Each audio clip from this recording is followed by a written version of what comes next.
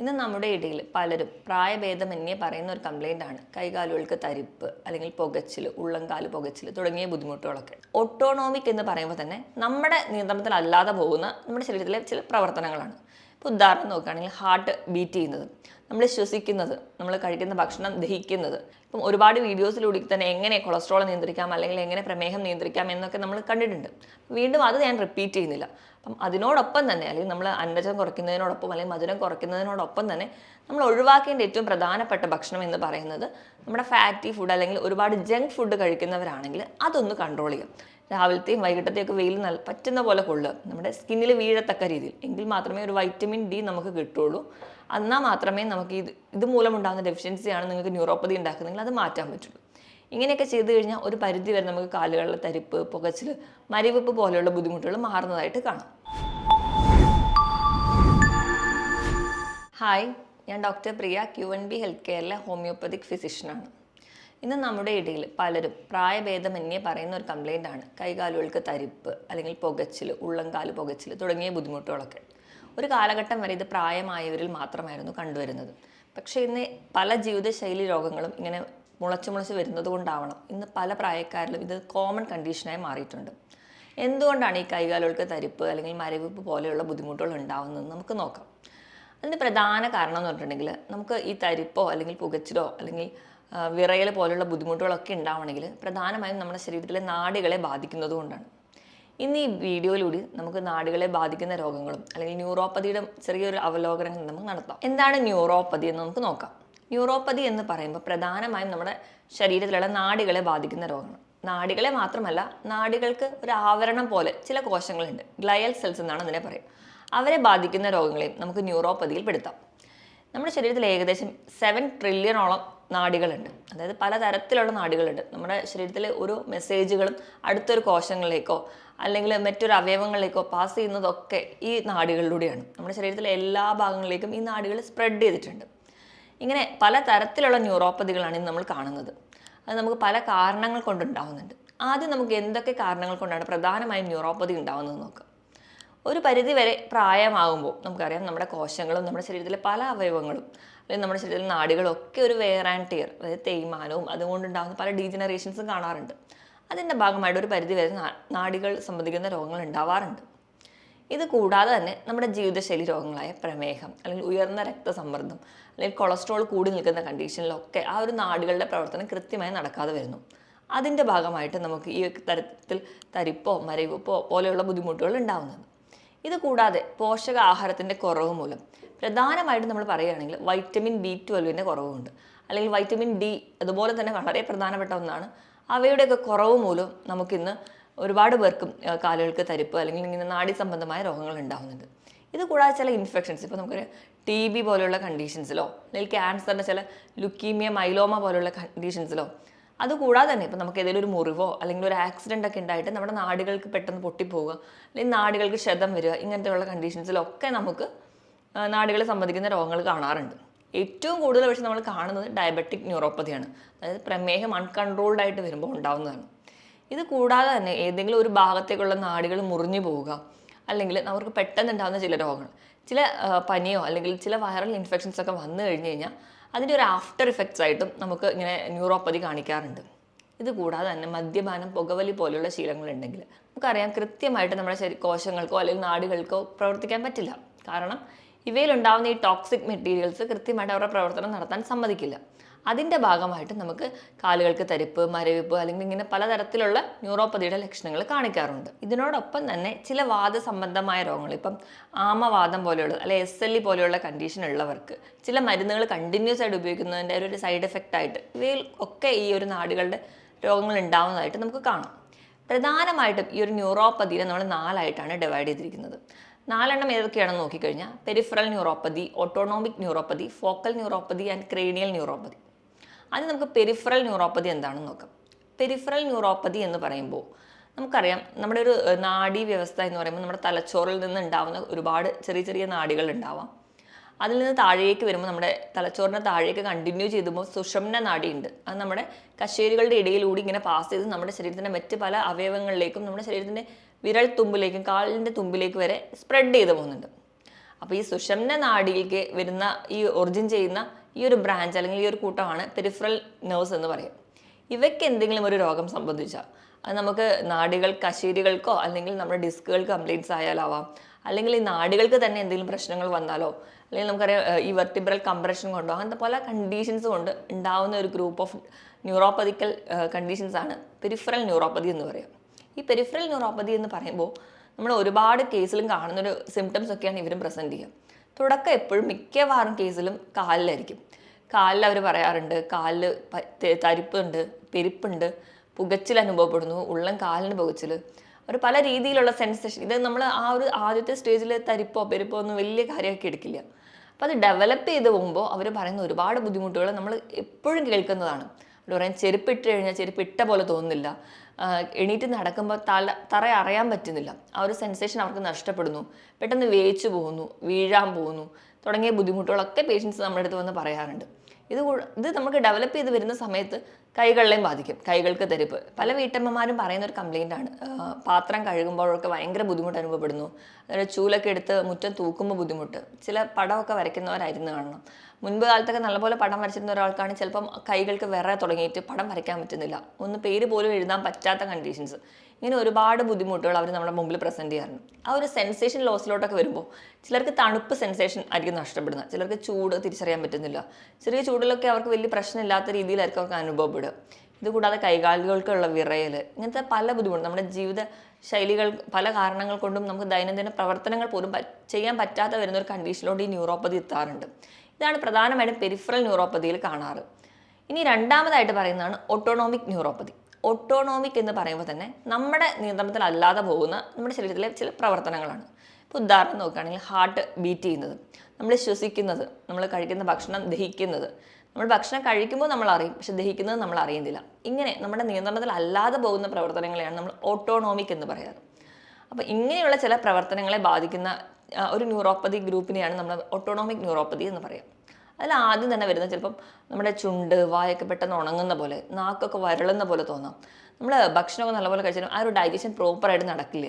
അതിൻ്റെ ഭാഗമായിട്ട് മലബന്ധം, ചിലർക്കാണെങ്കിൽ വയറിളക്കമായിട്ട് പ്രസൻറ്റ് ചെയ്യുന്നതാണ്. അല്ലാതെ ഗ്യാസിൻ്റെ ബുദ്ധിമുട്ടായിട്ട് ചിലർക്ക് പ്രസൻറ്റ് ചെയ്യും, കാരണം ആ ഒരു ദഹന പ്രക്രിയ കൃത്യമായിട്ട് നടക്കാത്തത് കൊണ്ട്. ഇതല്ലാതെ തന്നെ അവർക്ക് വരാം ഹാർട്ട് ബീറ്റിലുള്ള വേരിയേഷൻസ് വരാം, ശ്വസിക്കുമ്പോൾ ഉള്ള ബുദ്ധിമുട്ട്, കിതപ്പ് അല്ലെങ്കിൽ നെഞ്ചിടിപ്പ് കൂടുതലായിട്ട് തോന്നുക, ഇങ്ങനത്തെയുള്ള പല ലക്ഷണങ്ങളും ഇവരിൽ പ്രസൻറ്റ് ചെയ്യുന്നത് കാണാം. ഇതോടൊപ്പം തന്നെ നമുക്ക് പ്രായമായവരിൽ കാണുന്ന ഒരുപാട് ലക്ഷണങ്ങൾ ഇവിടെ കാണാറുണ്ട്. ചിലപ്പോൾ നമ്മൾ ഇരിക്കുന്നിടത്ത് എണീക്കാൻ പോകുമ്പോൾ വീഴാൻ പോവുക, അല്ലെങ്കിൽ നമ്മൾ എണീറ്റ് നടന്നു പോയി മുഖം കഴുകാൻ പോകുമ്പോൾ ആ ഒരു ജോയിൻറ്റിൻ്റെ ആ ഒരു പൊസിഷൻ നഷ്ടപ്പെടുക, ആ ഒരു സെൻസേഷൻ നഷ്ടപ്പെടുന്നതിൻ്റെ ഭാഗമായിട്ട് പെട്ടെന്ന് വീഴാൻ പോവുക. ചിലപ്പോൾ നമുക്ക് തന്നെ ആ ഒരു കോർഡിനേഷൻ നഷ്ടപ്പെടുന്നതുകൊണ്ട് നമ്മുടെ ഷർട്ടിൻ്റെ തന്നെ ബട്ടൺസ് ഇടാൻ ബുദ്ധിമുട്ട് തോന്നുക. അങ്ങനെ ബേസിക് ആയിട്ട് നമുക്ക് ചെയ്യാൻ പറ്റുന്ന പല കാര്യങ്ങളും ഇപ്പം അൺകൺട്രോളബിളായി പോവുക. അങ്ങനെയുള്ള ചില ലക്ഷണങ്ങളാണ് ഈ ഓട്ടോണോമിക് ന്യൂറോപ്പതിയിൽ കാണാറ്. ഇതല്ലാതെ മൂന്നാമത്തെ ടൈപ്പാണ് ഫോക്കൽ ന്യൂറോപ്പതി. ഫോക്കൽ ന്യൂറോപ്പതി എന്ന് പറഞ്ഞാൽ നമ്മുടെ ശരീരത്തിൽ ഏതെങ്കിലും ഒരു ഭാഗത്തെ ഒരു നാഡീരെ മാത്രം ബാധിക്കുന്നതാണ് ഫോക്കൽ ന്യൂറോപ്പതി. ഇപ്പം നമ്മുടെ കയ്യിൽ പറയുകയാണെങ്കിൽ നമ്മൾ ചില ആൾക്കാർ പറയാറുണ്ട് ചെറുവിരൽ തൊട്ട് 3 വിരലുകൾ മാത്രം ധരിക്കുക. അതുപോലെ തന്നെ കാലിൽ ആ ഒരു ചെറുവിരൽ തൊട്ട് അടുത്തുള്ള ബാക്കി 2 വിരളെയും കൂടെ ബാധിക്കുന്ന തരത്തിൽ മാത്രം ഒരു തരിപ്പ് അങ്ങനെ വരുന്ന കാണാറുണ്ട്. അത് ചിലപ്പോൾ നമ്മുടെ കയ്യിലെ ഏതെങ്കിലും ഒരു നാഡികളെ മാത്രം ബാധിക്കുന്നുണ്ടാണ്. ചിലപ്പോൾ അതിന് കാർപ്പൽ ടണൽ സിൻഡ്രോം എന്നൊക്കെയാണ് നമ്മൾ പറയാറ്. ഇങ്ങനെയുള്ളൊരു സിംറ്റംസ് ഒക്കെയായിട്ട് ഒരുപാട് പേര് പ്രസൻറ്റ് ചെയ്യാറുണ്ട്. ഇതല്ലാതെ തന്നെ നമുക്ക് ഏതെങ്കിലും ഒരു ഇഞ്ചുറി അല്ലെങ്കിൽ ഒരു ആക്സിഡൻ്റ് ഒക്കെ പറ്റിയിട്ട് നമ്മുടെ കാലിൽ ഒരു നാഡി അല്ലെങ്കിൽ ഒരു നാടിക്ക് മാത്രം മുറിവ് വരിക, അല്ലെങ്കിൽ കയ്യിലോ എവിടെയായാലും ആ ഒരു ഭാഗത്തേക്ക് മാത്രം ഒരു സെൻസേഷൻ നഷ്ടപ്പെടുക, അല്ലെങ്കിൽ അവിടേക്ക് മാത്രം ഒന്നും അറിയാത്ത പോലെ തോന്നുക. ഈ ഒരു കണ്ടീഷനെ നമ്മൾ ഫോക്കൽ ന്യൂറോപ്പതി എന്ന് പറയും. പിന്നെ ക്രേനിയൽ ന്യൂറോപ്പതി, കൂടുതലും തലച്ചോറുമായി ബന്ധപ്പെട്ട കണ്ടീഷൻസാണ് ഇവർ പ്രസൻറ്റ് ചെയ്യാറ്. ക്രേനിയൽ ന്യൂറോപ്പതിയിൽ കൂടുതലും നമ്മുടെ തലച്ചോറിൽ നിന്ന് ഉത്ഭവിക്കുന്ന നാഡികൾക്ക് സംബന്ധിക്കുന്ന എന്തെങ്കിലും രോഗങ്ങളാവാം. അതിപ്പം ഇത് മാത്രമല്ല നമ്മുടെ മറ്റ് ജീവിതശൈലി രോഗങ്ങൾ കൊണ്ടും ഇങ്ങനെ വരാം. ഈ ഒരു കണ്ടീഷനാണ് നമ്മൾ ക്രേനിയൽ ന്യൂറോപ്പതിയിലോട്ട് പെടുക. ഇതൊക്കെയാണ് പ്രധാനമായും ന്യൂറോപ്പതിനെ ഡിവൈഡ് ചെയ്തിരിക്കുന്നത്. ഇതിൽ ഏറ്റവും കൂടുതൽ നമ്മുടെ അടുത്ത് വരുന്ന ആൾക്കാർ കാണിക്കുന്ന ഒന്നെന്ന് പറഞ്ഞാൽ ഡയബറ്റിക് ന്യൂറോപ്പതിയാണ്. അതായത് പ്രമേഹം കൺട്രോൾ അല്ലാതെ പോകുന്ന കണ്ടീഷനിൽ നമ്മൾ തുടക്കത്തിൽ തന്നെ ചികിത്സിക്കാതിരിക്കുക, അല്ലെങ്കിൽ ചികിത്സിച്ചില്ലെങ്കിൽ പോലും പ്രമേഹം ഉണ്ടെന്ന് അറിഞ്ഞാൽ പോലും ഭക്ഷണം നിയന്ത്രിക്കാതിരിക്കുക, അല്ലെങ്കിൽ വേണ്ട രീതിയിലൊരു ഒരു ലൈഫ് സ്റ്റൈൽ മോഡിഫിക്കേഷൻ ഒന്നും ചെയ്തിട്ടില്ലെങ്കിൽ അതുമൂലം ഉണ്ടാകുന്ന ന്യൂറോപ്പതിനെയാണ് നമ്മൾ ഡയബറ്റിക് ന്യൂറോപ്പതി എന്ന് പറയും. ഡയബറ്റിസ് അഡ്വാൻസ് ചെയ്ത് പോകുന്ന കണ്ടീഷൻസിൽ ഈ പ്രമേഹം അല്ലെങ്കിൽ നമ്മുടെ ഗ്ലൂക്കോസ് മോളിക്യൂൾസ് നമ്മുടെ നാഡികളിലും നമ്മുടെ രക്തക്കുഴലിലൊക്കെ ബാധിക്കുന്നതിൻ്റെ ഭാഗമായിട്ടാണ് ഈ ഡയബറ്റിക് ന്യൂറോപ്പതി വരും. ഡയബറ്റിക് ന്യൂറോപ്പതിയിലും ആദ്യം തന്നെ പേഷ്യൻസ് മിക്കവാറും പറയുന്നത് കാലുകൾക്ക് തരിപ്പായിട്ട്, കാലിൻ്റെ വിരലുകൾക്ക് തരിപ്പ്, അതായത് തണുപ്പടിക്കുമ്പോൾ ഭയങ്കര ബുദ്ധിമുട്ടാണ് ഡോക്ടറെ എന്നൊക്കെ പറയുന്ന ഒരുപാട് കണ്ടീഷൻസ് നമ്മൾ കാണാറുണ്ട്. ഇതുകൂടാതെ കൈകാലുകളിൽ മാത്രമല്ല, നമുക്ക് ആ ഒരു സെൻസേഷൻ നഷ്ടപ്പെടുന്നു, ചിലർക്ക് ചൂടറിയുന്നില്ല, തണുപ്പ് അറിയുന്നില്ല, ഇങ്ങനെയൊക്കെ വരുന്നു. ചിലപ്പോൾ ഒരു മുറിവുണ്ടായാൽ പോലും വേദന അറിയുന്നില്ല. അതായത് എല്ലാ തരത്തിലുള്ള സെൻസേഷൻസും അവർക്ക് നഷ്ടപ്പെട്ടിട്ടുണ്ടാവും. അതുകൊണ്ട് തന്നെ ഈ മുറിവ് അവർ അറിയാതെ പോകുന്നതിൻ്റെ ഭാഗമായിട്ട് ചിലപ്പോൾ ഇതൊരു വ്രണം, ചെറിയൊരു വ്രണമായിരുന്നു, അത് ചിലപ്പോൾ അൾസറായി മാറിയിട്ടുണ്ടാവും. അങ്ങനെ അൾസർ കൂടി വരുന്ന കണ്ടീഷൻസിലൊക്കെയാണ് ചിലപ്പോൾ നമ്മൾ കാലിലാണ് കൂടുതൽ നമുക്ക് മുറിവുകൾ വരുന്നതും നമ്മൾ ചെരുപ്പിടുമ്പോൾ ആ ഒരു ബുദ്ധിമുട്ടുള്ളതുകൊണ്ട് ചിലപ്പോൾ ചെരുപ്പിടാതെ നടക്കും. അതൊക്കെ ഒരു ഡയബറ്റിക് ഫൂട്ടിലോട്ട് വരുന്നുണ്ട്. അങ്ങനെ നമ്മുടെ കാലിലെ വിരലോ അല്ലെങ്കിൽ കാലോ തന്നെ മുറിച്ച് മാറ്റുന്ന ഒരുപാട് കണ്ടീഷൻസ് നമ്മുടെ ചുറ്റിലുമുണ്ട്. നമ്മൾ ശ്രദ്ധിക്കാതെ പോകുന്നതുകൊണ്ട് ഉണ്ടാകുന്ന ഒരു കണ്ടീഷനാണ്, അല്ലെങ്കിൽ പ്രമേഹം നിയന്ത്രിക്കാതെ പോകുമ്പോൾ ഉണ്ടാകുന്ന ഒരു കോംപ്ലിക്കേഷൻ മാത്രമാണ് ഡയബറ്റിക് ന്യൂറോപ്പതി. അപ്പോൾ ഇങ്ങനെ എന്താ പറയുക, പ്രമേഹമൊക്കെ ഉണ്ടെങ്കിൽ അല്ലെങ്കിൽ പാരമ്പര്യമായിട്ട് പ്രമേഹം ഉണ്ടെങ്കിൽ നമ്മൾ ചെയ്യേണ്ടത് എന്താണെന്ന് വെച്ചിട്ടുണ്ടെങ്കിൽ, നമ്മൾ വർഷത്തിലൊരിക്കലെങ്കിലും ഇങ്ങനെ ഒരു ന്യൂറോപ്പതിക് ടെസ്റ്റുകളൊക്കെ ചെയ്യുക. നമ്മുടെ കാലുകളൊക്കെ എന്നും വൈകുന്നേരം കുളിക്കുന്നതിന് മുൻപായിട്ട് തന്നെ പരിശോധിക്കുക, എന്തെങ്കിലും മുറിവുകളൊക്കെ ഉണ്ടോ. ചിലപ്പോൾ നമുക്ക് വേദന അറിയുന്നില്ലാത്തത് കൊണ്ട് നമ്മൾ ശ്രദ്ധിക്കപ്പെടാതെ പോകുന്നതാവാം. നമ്മുടെ വീട്ടിലെ ഓരോരുത്തർക്ക് ഇപ്പോൾ ആർക്കെങ്കിലും ഒരാൾക്ക് പ്രമേഹമുണ്ട്, അച്ഛനോ അമ്മയ്ക്കോ പ്രമേഹമുണ്ടെങ്കിൽ കുട്ടികൾ തന്നെ ശ്രദ്ധിക്കണം, എന്താ അവരുടെ കാലിൽ മുറിവുകളൊക്കെ ഉണ്ടോ എന്ന് നോക്കിയിട്ട് വേണം അവരെ സംരക്ഷിക്കാൻ. എങ്കിൽ മാത്രമേ ഈ ഒരു കോംപ്ലിക്കേഷനിലോട്ട് പോവാതിരിക്കുകയുള്ളൂ.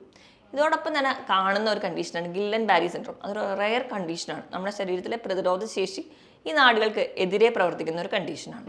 ഇതൊക്കെയാണ് പ്രധാനമായും ന്യൂറോപ്പതിയിൽ വരുന്ന കണ്ടീഷൻസ്. ഇനി നമുക്ക് എങ്ങനെ ഒരു ന്യൂറോപ്പതി കണ്ടുപിടിക്കാം?